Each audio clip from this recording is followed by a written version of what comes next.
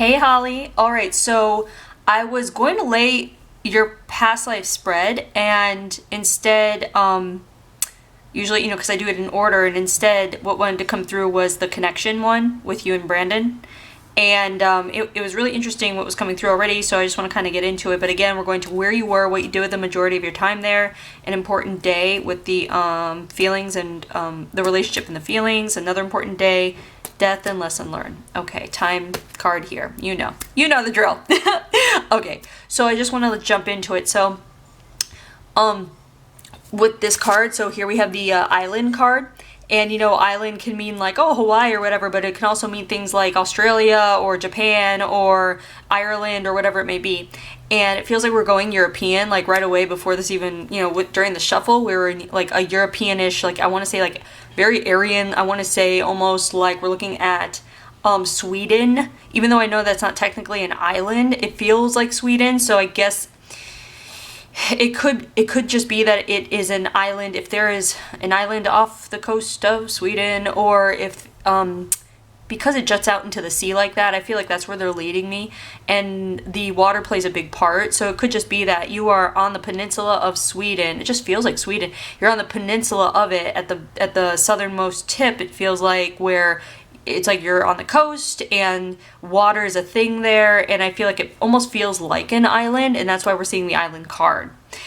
So let me just flesh it out. Okay. So there's a lot of open, expansive area where you are, and I want to say it's almost like the coast is in sight, even though you're not living on the beach or the ocean kind of thing. It's like it's in sight. So it's almost like I'm looking down at like a valley of grassy, beautiful terrain. So it could be that you are at a higher level. Go look at I don't know the geography of Sweden, but it's like if there are like, if you look at the southern area, and if there are any mountains where it dips into valleys of any kind, or really tall hills where it goes down and then the ocean is all the way out in sight, but not like walking distance. That's what we're going for here, and I don't know why that's so specific. But again, we know about the water being important, water being in sight. Is just bringing through messages of a reminder of that. Okay, so hold on. We're looking at a feminine aspect here. We're looking at a very feminine aspect here. So this feminine aspect, I feel, is almost overplaying into the femininity in the aspect of being quiet. So this person's very quiet, demure, I wouldn't say shy, but I want to say shy. But it's almost like people would find her to be shy, even if she's not shy, just by her personality or how she puts herself, how she portrays herself. But it might not be how she is. So what's coming through is the idea of making sure that what you put out aligns with what you feel inside. So we're talking about the idea of speaking your truth, but also maintaining a gentleness about it in a way where it can be heard easier, even if it is strong words. So we're looking at a lesson in, I want to say, perfecting your output. And I don't like using the word perfecting, but that's what's coming through as a means to just show you about, like, it's almost talking about working towards your best version of yourself in regards to what you are articulating or outputting and how it aligns with how you really feel. Making sure that you are stating how you feel and being upfront and direct about how you feel, but you don't necessarily, upfront and direct needs to be redefined in the way where you might feel that sounds harsh or blunt, but it can be upfront and direct in a gentle way. So there's a way to go about this where the only way to learn to do it is to practice it, and you don't have to practice it even on the person that you, and I almost want to say this has to do with Brandon. So let's just go ahead and this feels like it has to do with Brandon. So it's like you can practice it on your friends to bring it to him, but you don't have to. You can practice it on him, is what it is. Like it feels like he's a safe space to practice it, because it's the kind of thing where you can even state, I'm trying to be better. I'm trying to be the best version of myself in this way. So just bear with me, and he'll bear with you. Does that make sense? So it feels like there's something about him where the connection has to do with giving you a safe space for your words to land gently.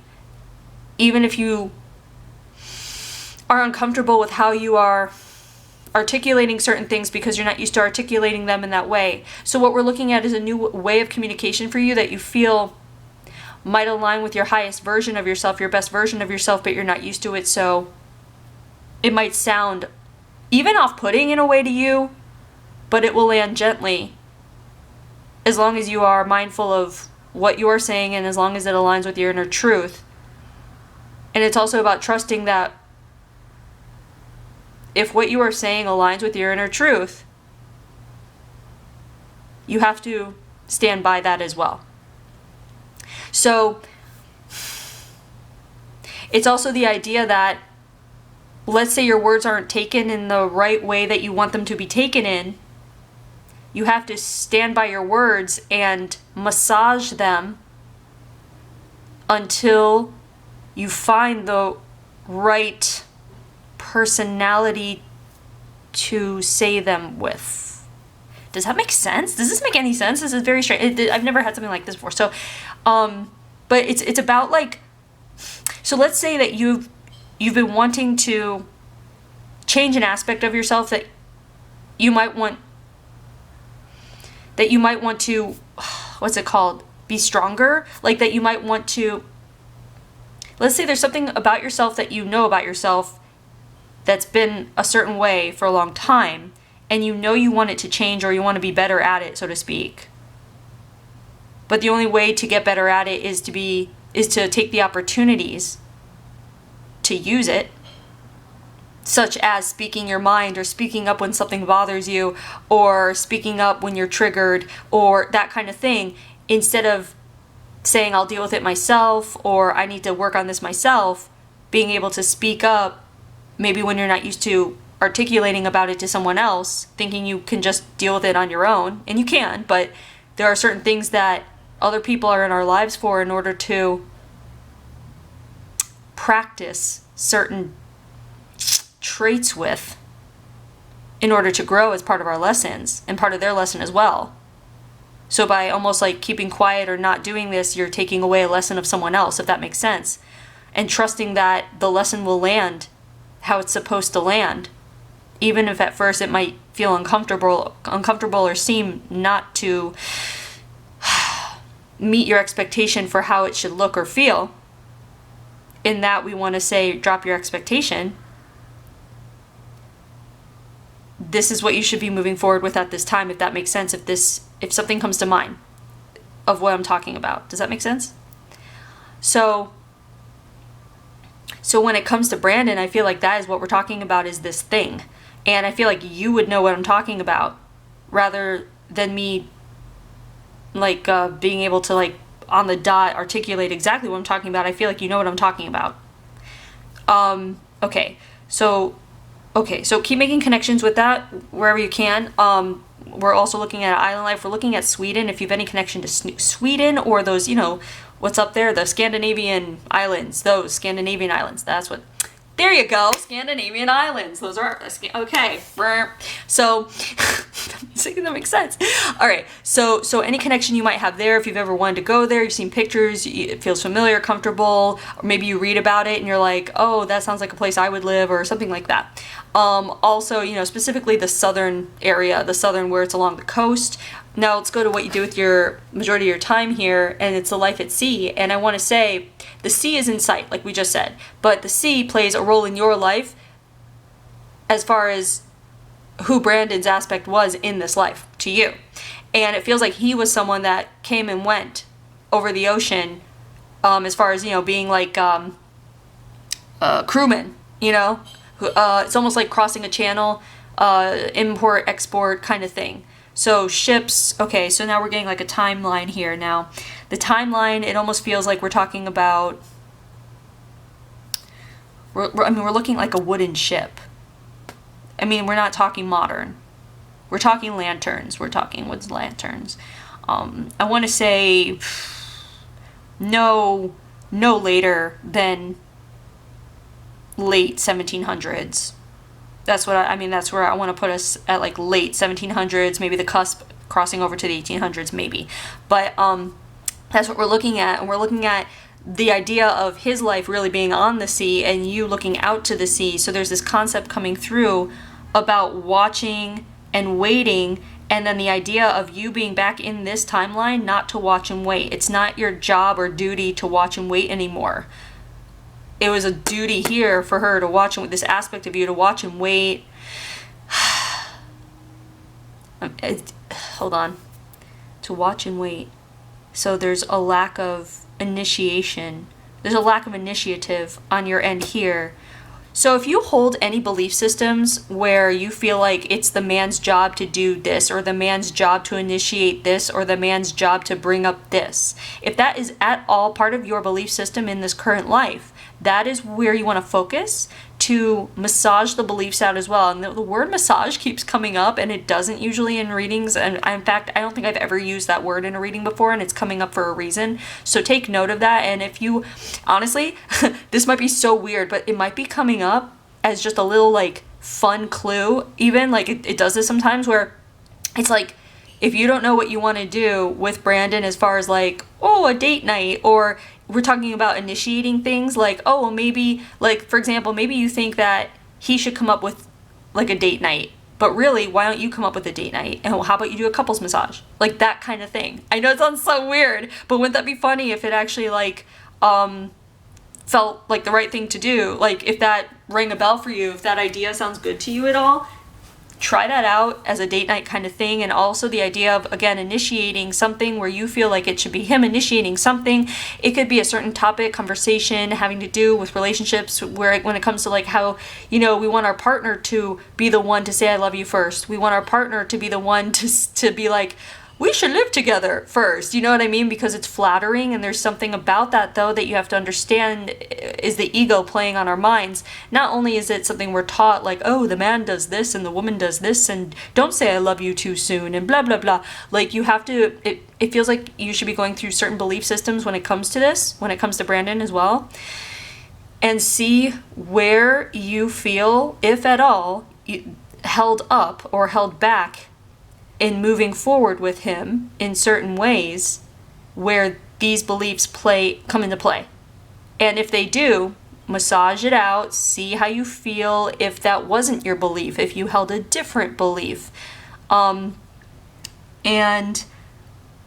just take that and run with that and see what you can do with that. And it might be the kind of thing where you really just have to sit with it and see what comes up, or maybe you'll notice over the next week, if you talk to him, something might come up, and if it comes to mind where we're talking about this, make a note of it, and literally if you can like write it down while you're in conversation with him, whatever it is, you want to remember that, where something might come up where it'll be like, oh, this, okay, I feel like he should do this, or he should bring this up, just based on how I was taught as a woman that men should do this. Does that make sense?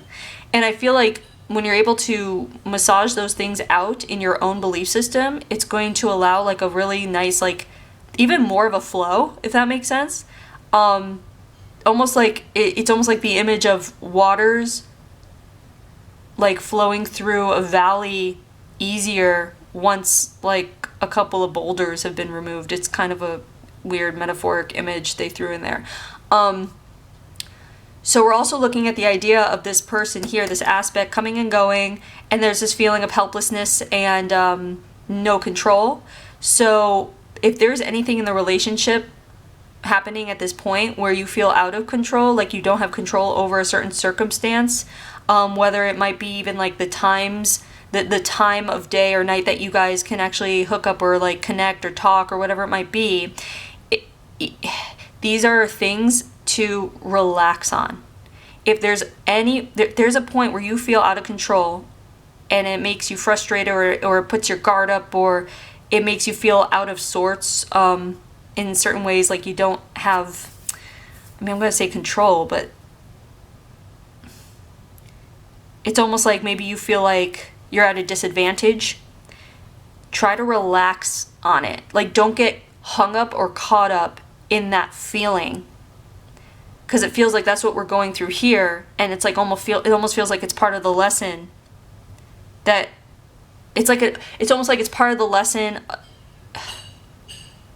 how we overcomplicate things or overanalyze, or once we start reading into something or overanalyzing and it gets overcomplicated, we make it complex, and it's really our decision whether or not something is overcomplicated or not by how much attention we're paying to it and how much focus we're giving it, when that focus can be turned somewhere else, when really when you step back and look at it, it's really not necessarily making it's not as big of a deal.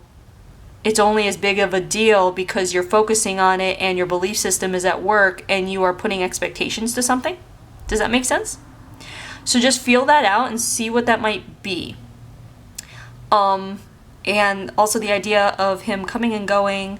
So there's always like this feeling of a distance between you. Even when he's back, it's that feeling of like, oh, he's back and that's great, but he's going to be gone soon. So it's the idea of, again, disciplining your mind to focus on the sweet part of what might feel like bittersweet. I just had a conversation with someone about this the other day. The idea of bittersweetness and how it's like that same feeling of almost like unrequited love. It's like bittersweet. It's like it can be so intense and like it can be really sad, but we have a tendency to focus on the bitterness of the bittersweet, and that's where the sadness comes in rather than the sweet of the bittersweet. And things look a lot brighter when you learn to place your focus on the sweet part of it.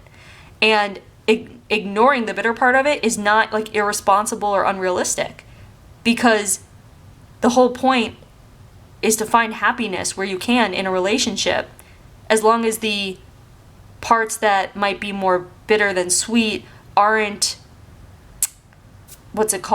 like bringing disaster to your life. They're not, where it's not like obviously destroying a part of your soul or your life, like that kind of thing. It's like where you place the focus, how you discipline your mind to place the focus where it feels good. You can do that. It's not like cheating. You know what I mean? You're not cheating by focusing on the happy rather than the sad parts, or the parts where you feel disadvantageous. Is that the word? And it's like, I feel like what the message is like, we as humans are like problem solvers, and we always want to find solutions, and we always want to like work out what's wrong, when really a lot more simpler of a concept is actually just about getting your focus away from the things that are wrong that really don't need a solution. They are what they are, and if you don't pay attention to them, it's about, what is it, that parable about like, what is it, 2 tigers, one is fear, one is love, the one that wins is the one you feed. It's that thing. It's like, feed the tiger of love, don't feed the tiger of fear. Because the bitter versus the sweet, when you focus on the bitter, it's really your fear talking. That's your ego and your fear of the unknown. And why do that when you can't do anything about the unknown anyway? All you can do is stew about it and then like think about it and come up with scenarios that aren't even real, so to speak. Kind of like worrying about something, there's really no point. I mean, we're human and we worry, but then when you catch yourself worrying, you realize like, what am I worrying about? It hasn't happened yet. And if I worry about it, I'm just putting my focus on worry, and that's not helping me now. That's what I feel like is coming through. So keep making connections where you can, and we're going to go to the first important day here. So here we have the move, move, move, let's go card. And here we have the soul group card. And the feeling is grateful. Just sitting, feeling what's coming through. Because what I feel like is coming through is you have an opportunity to move away and to be closer to where he is. And it's kind of a funny thing because it puts you in the same position, but in a foreign country. It's not like a crazy foreign country. It's almost like I want to say, oh, you'd be moving from Sweden to England. Like that kind of thing. So the only thing is like, the only difference would be that if you move, you get to be with him for longer periods of time, because when he leaves port from, we'll say, Sweden and goes to, we'll say, England, he spends more time in England for whatever reason. It's like whatever they bring to England, he's also part of, he's not just shipping it there and coming back. He's shipping it there, and then he's also like helping, I feel like, with the selling of it, if that makes sense. Or if it's construction, then he gets there and he's helping with the construction of it. and then comes back. So he's actually spending more time there. And then when he comes back, it's just to pick up stuff and bring it back and then spend more time there. So by going there, you will have more time with him. And I feel like that's what we're seeing here is you picking up and moving from the life you knew to go here to spend more time with him. And it's very risky to you. Especially I feel like because it's the time period, transportation in itself, it's kind of scary, moving away from family and friends and the land that you knew. But it's an adventure, there's excitement, and the love is there. So it's like, why not? And it feels that we're looking at you in your, it feels like hitting late 20s kind of thing. And I feel like at this point we're still like child free, even though a child is wanted. But then you realize if I go there, we can create a family, we can start a family there, and it will be so much better because he'll be part of that child's life so much more, and my life. And it's like, okay, I can compromise, I can do this. And plus he'll be home, his shipments or whatever, it always goes back home. So you know that you'll always have a way to go home at some point. So it's like everything is okay except for the unknown. And you decide, screw it, I'm going. Like, I want to do this. So it's really funny because it's something it feels like your neighbors or your family or friends never saw you doing. Just because it feels like, one, this aspect of you does not speak up a lot. And two, this aspect of you, because of not speaking up, seems to be not just shy, but like timid. But to do this is not a timid thing, so you surprise people. So in your current life, you might find that you surprise people, or if you come across people who are surprised by your actions or your personality or whatever after they get to know you, that would be wise too, why as well, because it feels like that's the personality that's kind of ebbing over into your current life. And the attitude is gratitude, because when you step back and see the big picture, like, yeah, it's scary, it's unknown, you really don't know what's going to happen, but everything is feeling right and pointing in that certain direction. You feel grateful to have the feeling of it'll work out. And I feel like that's what they really want to bring through by this whole thing, is understanding that everything will work out. You're not going to die. Like, the world is not going to fall apart, which is funny to say right now with everything going on. But no, really, your world. What I mean is your world is not going to fall apart. Just because something might seem big or drastic, a big change, it's not bad. You know that. It's almost like, it's like a message of like, hey, look back over your life. The big changes ultimately end up with either beautiful lessons or interesting experiences, or, you know what I mean? Like, you're still breathing, living, laughing, having a good time, and you've been through a lot. This too, I feel like it's like, that's what they're saying, is like, this too, whatever may come up where it seems like a big drastic change, it will be just fine. But focus again on the sweet versus the bitter. Focus on the adventure. Focus on the unknown being exciting and adding curiosity to it rather than fear or worry. So again, we're looking at a more disciplined mind of where you place your focus. And really, it takes practice. It's just like yoga. Every day you have to practice in catching your thoughts and replacing your focus. Replace it until it becomes second nature, that your focus will be placed on the positive. This, again, it's not cheating. It's not like, oh, there's no such thing as negative. But when you start placing focus on the positive, then when you do look at the negative, not that it's negative, but you know what I mean, the things that might make you worry, you'll be coming with so much positive ammo at it that you'll just have the solution ready for it. And you'll be so solution oriented for it that it won't cause like volatile thoughts in you or make you feel anxious or scared anymore, because you'll be so disciplined to see the solution or the positive aspect of the bitter, if that makes sense. So yeah, there's always going to be bitter there somewhere in our lives, but it's going to be about where you place the majority of your focus. And then when you do happen to place your focus on the bitter, it's going to be tainted now with so much positivity that you're going to see solutions instead of just anxiety or worry. It's a formula for you, and they want you to try that. So there's that. Keep making connections where you can, okay? So we're going to go to the next important day here. By the way, though, I do want to mention too that this could very well speak to literal transportation or change of location in regards to you and Brandon, someone changing location, someone moving, and that it will be just fine and it will be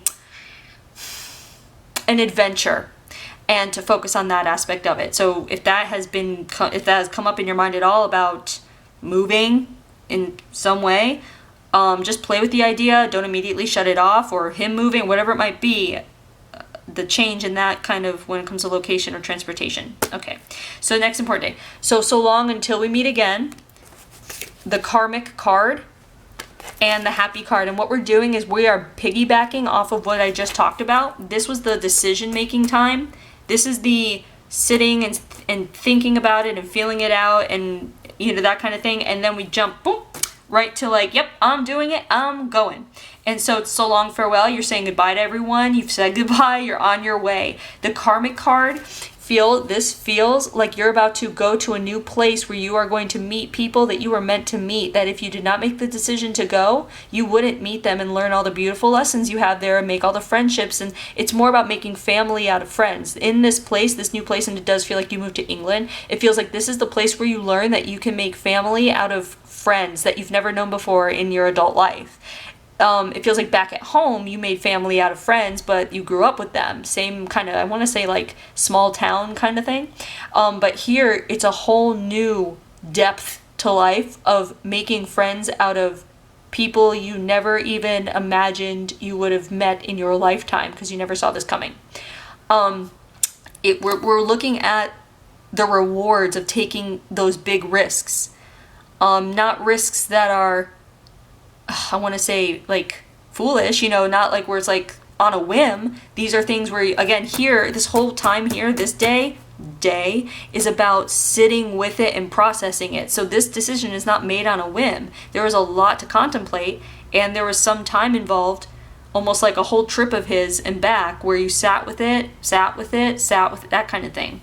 And then when you did make the decision to go, because you took the time to sit with it and really process it and be real with yourself, and also understand that the unknown was something you couldn't change, but that you allowed the calling of it to stir adventure and curiosity in you rather than anxiety and worry, it was a reward. And that's the feeling, the Happy card. You know, like that's it, period. And it feels like we're looking at a really happy ending. And you know, all my readings are not like happy endings. But it feels like we're looking at like a really happy ending where you get there and it feels like there's a family that comes from it, and you learn so much and you love the people, and there's more of a humming city vibe to it. Like it's faster paced than you're used to, and in a lot of other readings it's overwhelming for people, but here it feels like you just fall right into it, like you've been waiting for it, like you've been waiting for this kind of like busyness almost, but it's a happy busy.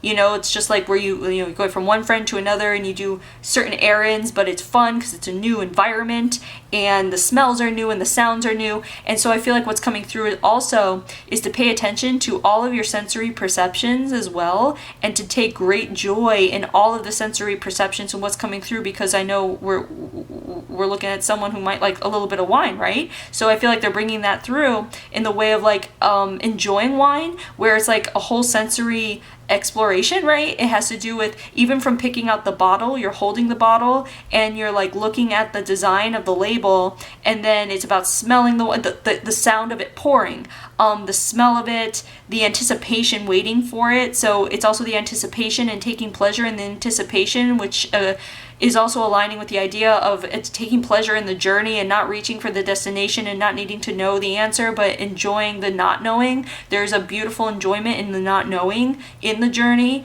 And then finally getting that taste of wine, but you don't gulp it all down. You just sip, you sip, you sip. And I feel like that's what they want to say, is to make sure that you are taking sips throughout life, like sip your way through life, like enjoy your, what's the word when you just sit there and just enjoy it, just partake in the pleasure of the journey, basically, is what I'm saying, as you sip the wine of life, you know?